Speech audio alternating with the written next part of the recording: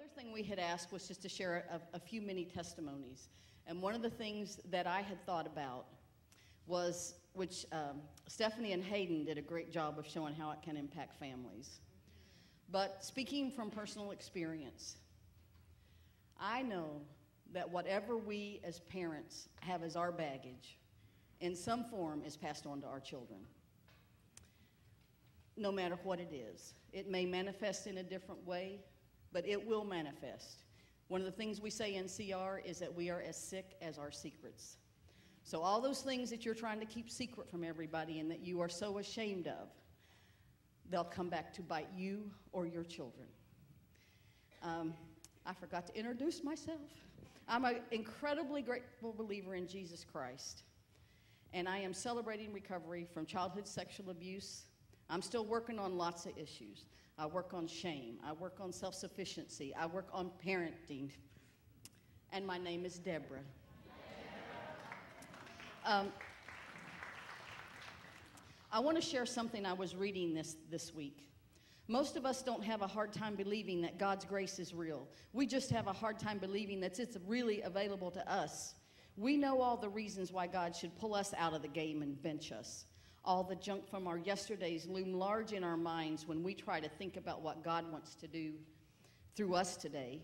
Each of us has our own personal catalog of screw-ups and failures. Maybe you did something incredibly stupid, that was me, years ago, and you're still paying for it. Maybe your mistakes are more recent. Maybe you have wasted some years that you know you'll never get back. Maybe you haven't honored your marriage, haven't finished your degree, haven't paid your bills, haven't been there for your kids. Maybe you're in real trouble right now, and you know in your heart that you have no one to blame but yourself. Those are the hardest kinds of setbacks to overcome, the ones we create for ourselves. It's natural to see the potential for redemption when someone else fails, but when we fail, it can feel like the game is over. Let me assure you that if you have a little bit of faith left, it's not over. Many people would say that God can still use you despite your failures. I want to take that a step further. God's grace is so audacious that he will use the failure itself to show off just how capable he is. In other words, I'm not saying your mistakes don't disqualify you for a miracle. I love this. Your mistakes can actually make you a more likely candidate for a miracle.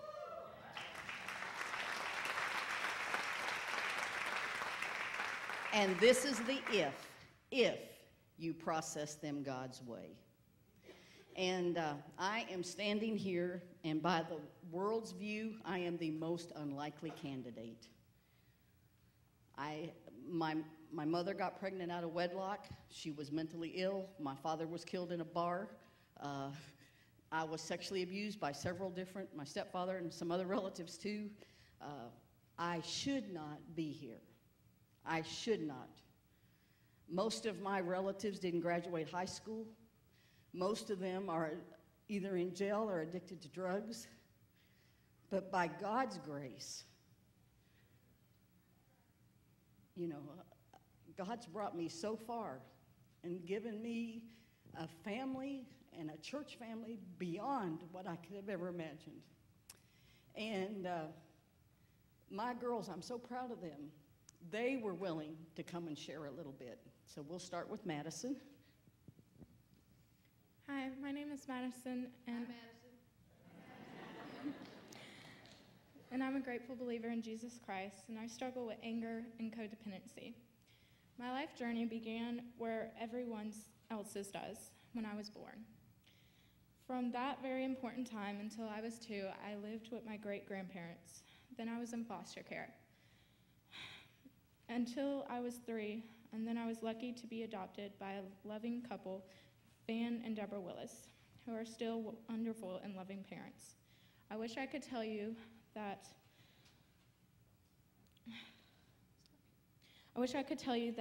I lived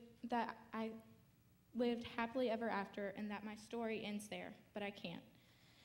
As I was growing up, I knew that I was special, but not in the special egg kind of way that everybody thinks. I was blessed, though, because without my parents, I could not be where I am today.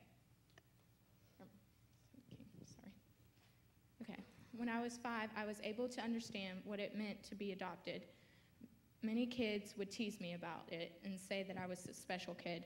By 2nd grade, I was called Buck-Toothed Beaver and Gorilla because of my hairy arms. When I was in 5th grade, I started hanging out with the wrong kids in the wrong crowd and was cutting. By 8th grade, I tried drugs and alcohol at school. My parents sent me to a place called Pathway for treatment. I was there for 6 months, and I've been home for a year and a half now. Since that time, I've been more openly participating in the teen program at CR. I find that the teen program at CR is a safe place to be honest about my issues. It also helps to have my CR family as a great support system, even the adults. Thank you for letting me share.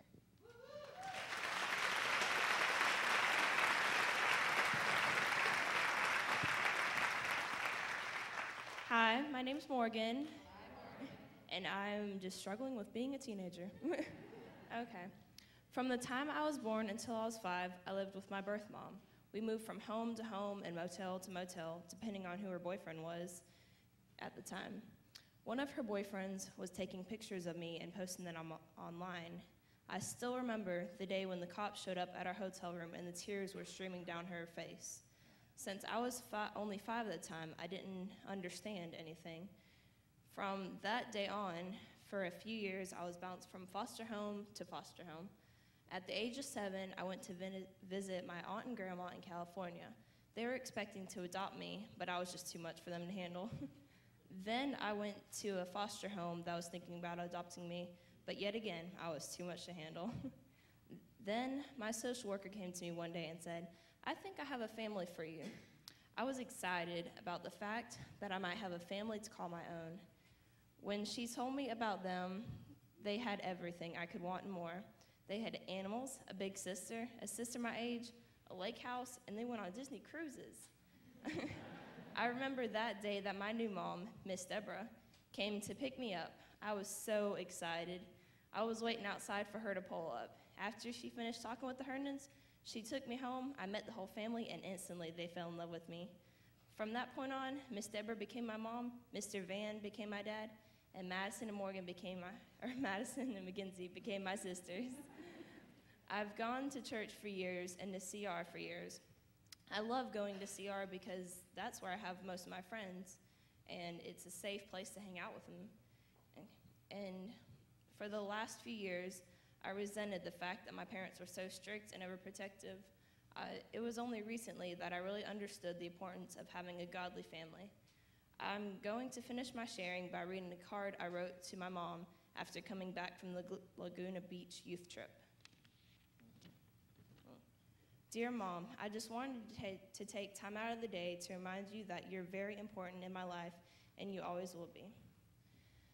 I know I don't say it much, but I do love you. I don't say it often because when I say it, I want it to be special and not an everyday saying. I've just realized how much you mean to me. I'm so proud to call you my mom. I know it can be hard to deal with me sometimes, but I am growing up, so bear with me. Also, sometimes the things you do and the way you raise me doesn't make sense to me, but I am realizing every day why you do the things you do. I just realize why God gave you to me. He knew I would need a strong, God-fearing woman to raise me right, and boy, he couldn't have picked a better woman. I notice that every day I'm starting to be more and more like you. I love helping people, and I'm super independent, just like you. I'm so glad to call you my mom. Love, Morgan.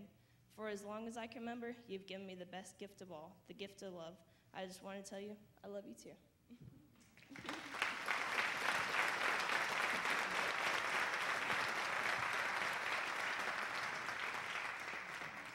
Hello, my name is Mackenzie Johnson, and I'm celebrating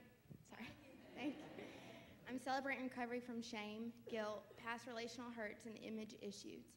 When I came into CR a little over 3 years ago, I was roughly 2 weeks out of a 3-year relationship, full of confusing views of how a relationship should look and work, hurts from mistakes that I had made, and with a feeling of loneliness.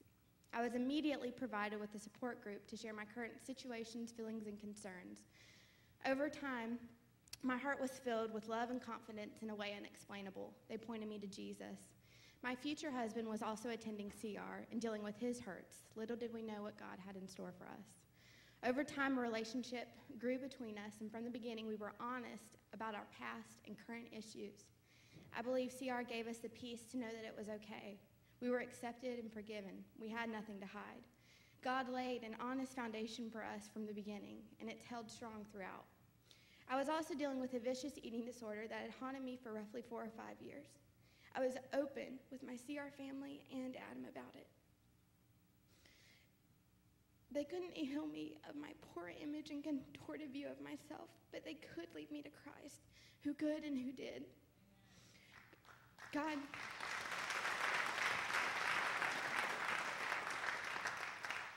God healed me of the eating disorder and provided me with the view that he has, a beautiful woman, created in his image to do a good work through him and for his name.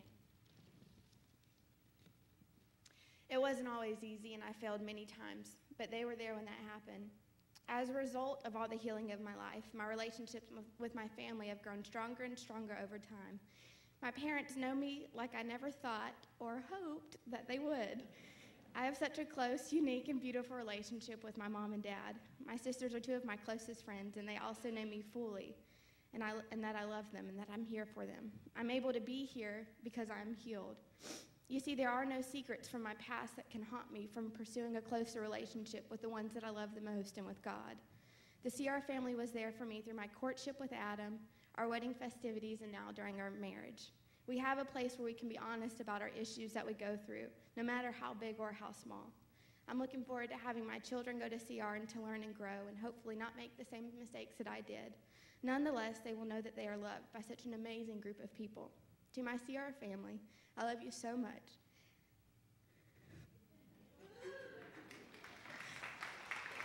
Thank you for always being there for me, and we have overcome a lot together.